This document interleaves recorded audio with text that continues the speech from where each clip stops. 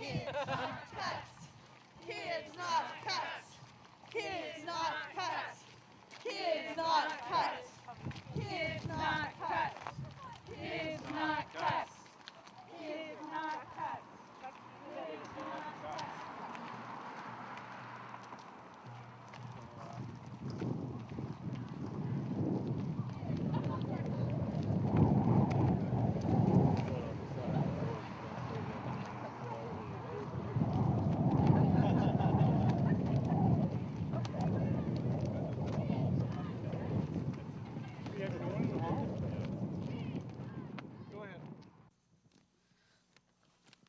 Thank you for all being here today. My name is Kathy Pelizzaro, and I've been a teacher for 25 years and currently the president of the Thompson Teachers Association. I currently teach at Deerwood School. As teachers, we have a responsibility to speak up and to stand up when public education is under attack. What do we do? What do we do?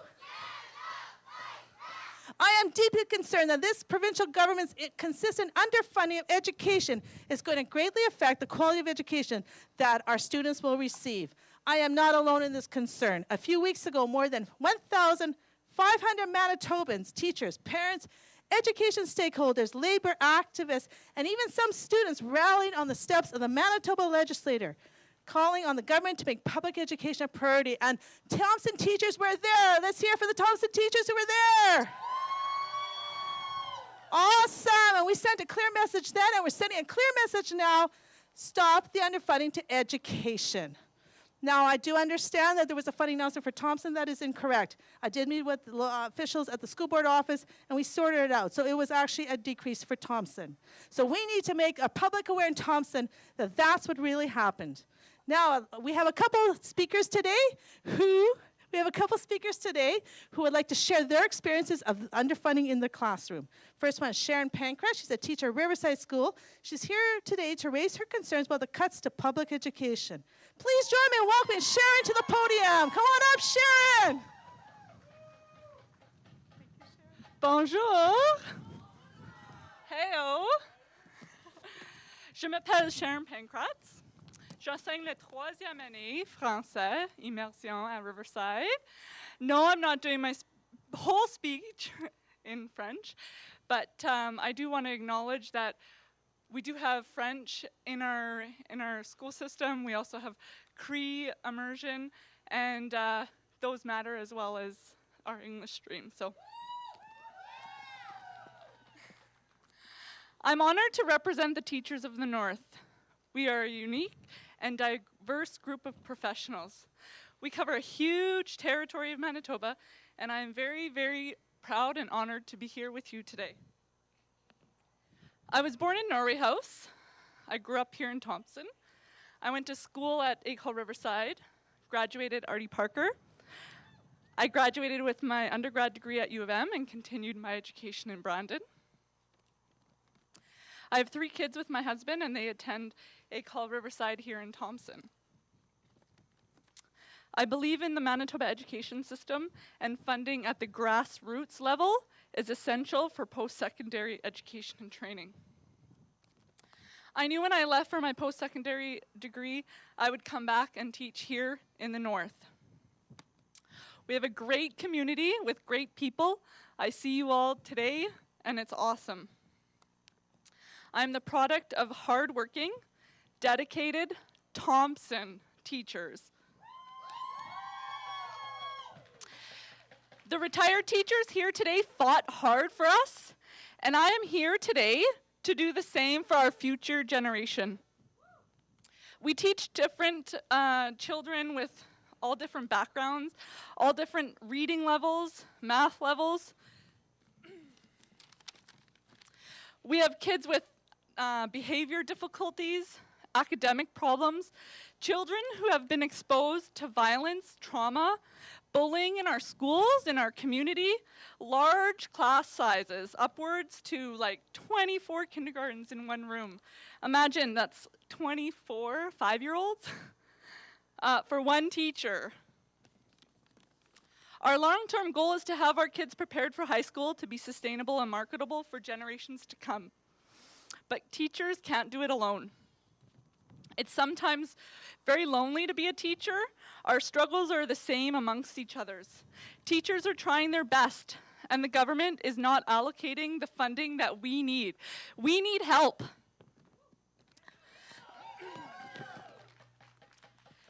I would like to just take one more moment and have you just close your eyes. Envision you're like a 5, 6, 7, 8-year-old in a classroom, and you're struggling. I use the word struggle very loosely, okay? I use it to mean it's a little boy who sits in the corner playing with his fingers. A little girl who cries, who's nonverbal. A little boy who just moved from Iraq and doesn't know any English. A little girl with sugar levels that skyrocket every 2 hours. A little boy who can't hold scissors, a pencil, even a book. A little girl who can't sit still. A little boy who has moved away from his home community. A little girl throwing a temper tantrum. A little boy who can't speak. A little girl who can't do up her jacket. A little boy who can't sit properly or see properly. This child needs us. This child needs you. This child needs the government to invest in them and make education a priority.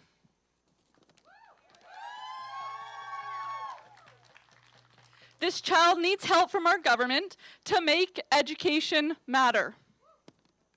My hope in the near future is that we all remember this government's position on education at the next election. I am honored to represent the teachers of the North. We are a unique and diverse group of professionals. We cover a huge territory of Manitoba, and I am proud to be here with you today to tell our government that education matters.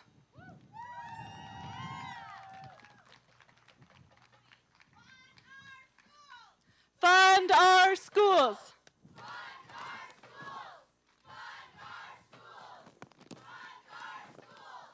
Fund our schools.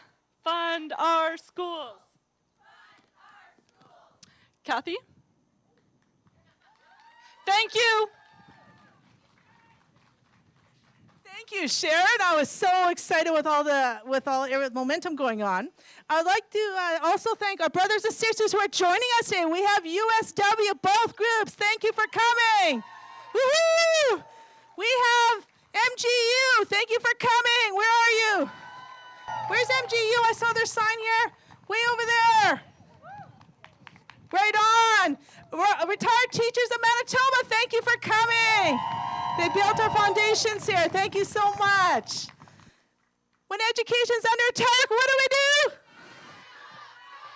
When education's under attack, what do?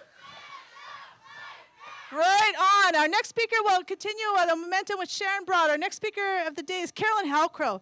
She teaches at R.D. Parker, and help me welcome Carolyn to the microphone. Thank you, Kathy. Good morning. My name is Carolyn Halcrow.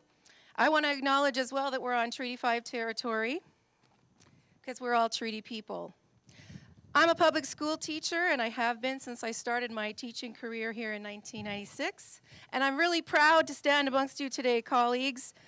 I acknowledge all those who are gathered here today to rally together for better provincial public funding for our education system. Woo!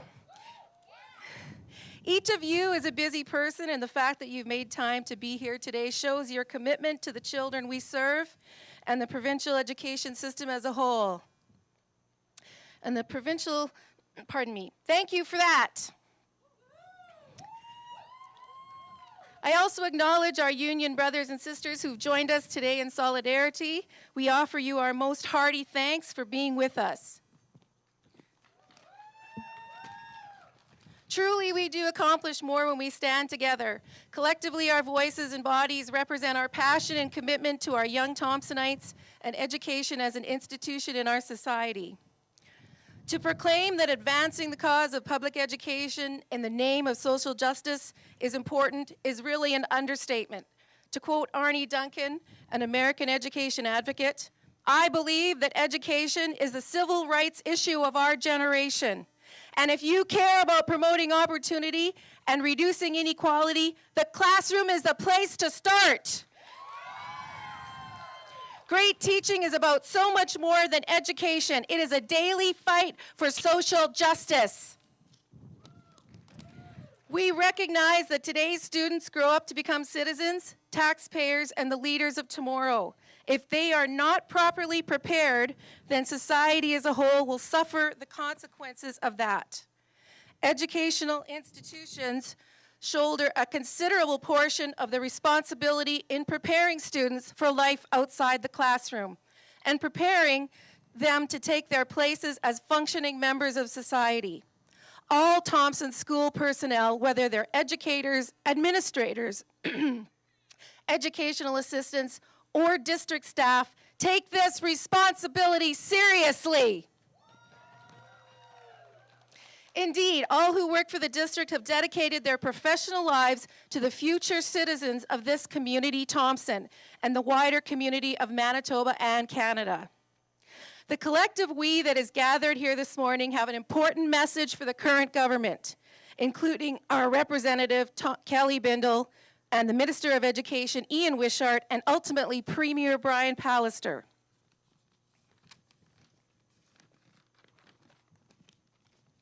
Our children are worth every penny that this government has allocated for this generation of students, but our system requires critically much more realistic investment. Translation: give school divisions the dollars required to do an exceptional job at educating all our kids. Currently, Manitoba school divisions do not have the money required from the provincial government to provide the resources needed in order to serve our children appropriately. This is because provincial funding has fallen short of the rate of inflation for 2 straight years. Shame! This has resulted in cutbacks at the classroom level and the loss of teachers in some divisions, and enrollment in our province is increasing. I've referred to money allocated to education as an investment because that is exactly what the idea of public education is. Public education is an investment by the people of this province in the youth of Manitoba. It is tragic that our Manitoba politicians currently do not have a clear, succinct, and most importantly, realistic picture of the current education climate, including the very real increased costs of living, especially in the north. And even more telling, Mr. Pallister's government did not consult educators. Mr. Pallister, I ask you, why not? We, the people who work with the students, we know what's needed to serve our kids. Why were there no consultations or discussions between the Manitoba Teachers Society and the Education Minister, Mr. Wishart, before the budget was imposed? How do the Premier and Minister of Education justify the current allocation, which doesn't cover the current needs of its citizens? Clearly, this government doesn't understand what the children of this province need.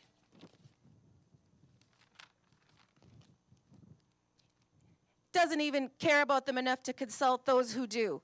That, colleagues, is not best practice. Shame! One reason why the education system is still underfunded by the PC government is that child poverty in Manitoba and in Thompson is at an all-time high, according to Campaign 2000, a cross-Canada network of 120 national, provincial, and community partner organizations committed to ending child poverty. In 2017, Manitoba's child and family poverty rate was 27.5%, the highest of any province, and more than 10% above the national rate of 17.4%. This is absolutely unacceptable in the year 2018. Shame! How does the government plan to help these families? Investing proper funding in schools and education would have gone a long way to alleviating some of that misery. And all of us working directly in schools have seen the devastating emotional and physical effects of poverty as teachers and as school frontline workers. We see those human faces every day and our hearts break for them. We often feed them ourselves. How can we not? I know there's not a teacher or staff member here or school in this town that has not fed hungry kids. Teachers pick up the bills personally for supplies for those who need them, and schools are asked to do more with fewer dollars. Feeding children is not currently part of the curriculum, but obviously one cannot learn very much or very effectively while one's belly is grumbling. So schools have taken on the task of feeding kids who aren't fed at home. Secondly, we've had in Thompson and elsewhere in Manitoba an influx of immigration. What does that mean in terms of education? It means that schools have a population of learners whose first language is not English. And these pupils need different sorts of teachers, resources, and programming from the mainstream. Best practice means that schools cannot just incorporate these particular children and population into the mainstream schooling, expecting results similar to the already assimilated body of students. This has to be recognized and planned for. We in Manitoba also have a duty in reconciliation to those among us who are suffering from the lingering effects of colonization. If we are to have any type of meaningful reconciliation with those hurt and permanently scarred from residential schools and cultural genocide, then meeting the needs of our Aboriginal and Métis students is crucial. We need resources to help threatened and near extinct languages so that they flourish, classes, teachers, and methods to preserve and encourage Indigenous language culture, and love, understanding, and counseling for those who are still stinging from the abuses of the past and whose legacy is sadly all too apparent. Shame! And finally, Manitoba has a proud French language education heritage. Woo! Which the PC government fails to recognize has its own set of particular requirements. It is not simply a system parallel to the English one. Instead, French educators are being targeted with cuts that are making delivering education quite impossible. Shame! This rich tapestry, which is our current Manitoba, is depending upon what our elected officials do now. And they are in charge of the educational legacy, or we are leaving ourselves as Manitoba people. But it doesn't seem that Mr. Wishart or Mr. Pallister are interested in being known for political terms that created excellent educational legacy through adequate funding and resources. Shame! Rather, they seem unconcerned, arguing even that they have provided enough funding and mocking citizens who have questioned their decisions. This government is short-sighted. This government is unjust. This government has delivered the unkindest cuts of all, endangering our communities and our province. They have argued that they cannot afford to give us what we've asked for. To them I say, how can we afford not to? If our elected officials do not support the most important investment in the future of Manitoba, our most precious resource, our children and their children's future, unique cultures and languages, then this government will have failed immeasurably in its obligation to offer a decent, just society for all Manitobans. Shame! For it is through the power of fully funded education that all may benefit, all may find equality, and are given the tools and opportunity to raise themselves up to the standard of living that all Manitobans should enjoy. It is only with a fully funded education system will Manitoba society truly benefit and become all it can be. This failure of our present PC government to provide adequate funding to Manitoba's education system really translates into undermining the human dignity of our children and our society. Shame! What could possibly be worse than that? We are here to say no. Kids, not cuts. Thank you. Not cuts. Kids, not cuts. Kids, not cuts. I love it. Set the message. Thank you, Carolyn, and thank you, Sharon, again. Wow, that is amazing. The Kelly Bindle obviously had to get the message, as well as the provincial government, and we're here to say, kids, not cuts. Stop the underfunding to us. It's about the kids, and we're here to stand up for education. So we have a few minutes left. So what we're thinking is, in a minute after I give closing remarks, we go back up the sidewalk, and we have the parade permit until, like, for a bit so we can walk up and down the sidewalk. Kids Not Cuts for 30 minutes. So please join us in saying kids not cuts. Kids not cuts. Kids not cuts. Thank you. And we're going to have our wonderful Myra, who's been our chant leader, leading us too in the chants. I'll help you out too, Myra. Yes. Thank you for all joining us today. I encourage you to speak out against these cuts. Contact your local MLA, Kelly Bindle, write him a letter, which lots of teachers have been doing. Call him, meet with him. I meet with him quite often. Contact the Premier, Brian Pallister. Contact the Minister of Education, Ian Wishart. Let them know that Manitobans will not tolerate the cuts to public education. We lost all our teacher librarians. Last year, we lost all our elementary ones. This year, our high school. They're all gone. That is a horrible, horrible effect to our students in Thompson. We are, next year, full-day kindergarten will be cut as well. That is horrible. So we need to let the public know what is going on. So please, when public education is under attack, what do? Awesome. So we're going to start in a minute up the hill, and please join us and stick around. We're only going to do it till about 1:45 so you can have the rest of the weekend to enjoy the beautiful weather. Thank you for coming, everyone.